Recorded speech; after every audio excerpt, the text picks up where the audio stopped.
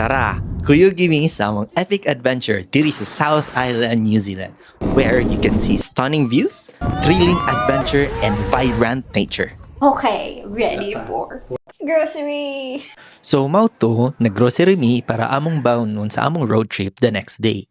Among giluto diri kay fried chicken and nilatang baboy. Filipino food kayo ba? Good morning! Balik ni sa airport, kay kaon na mo ang among car. Before ko ni fly diri sa New Zealand, ni-acquire sa jud ko og international driver's permit. Without this, my Philippine driver's license will be denied and this road trip won't be possible. Uy! For sa'yo. Relax lang dia, boss. Ashburton na may guys. Okay, magpa-Caltex ita magpa-full. Sure jud ka? Start zero. So diri sa New Zealand, wala sila gasoline boy. So tubi lang ka and then directly bayad ka sa cashier. Giveaway man daw Give us way. Dili kita sila.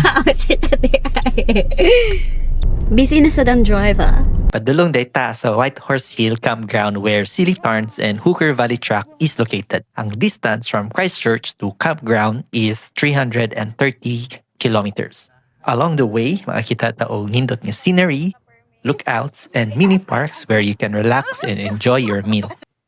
Ay! Maglisod man tagtabang. Dami na ako. Nara kakaon.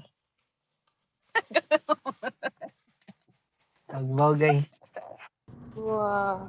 Super nindot eh. Yan, is na pag snow caps dadto. Glintaner. Toner. Unsa man, maglintaner lang sa ta. Pwede sa taglintaner lang sa ta. Okay. Niyaog mo kan, dollar raman. If ever mo undang. Ato siya guys. Masakuan. Dito. Sure, that boss. Ano may siglenta na? Ulan gihapon. Hi! Tara!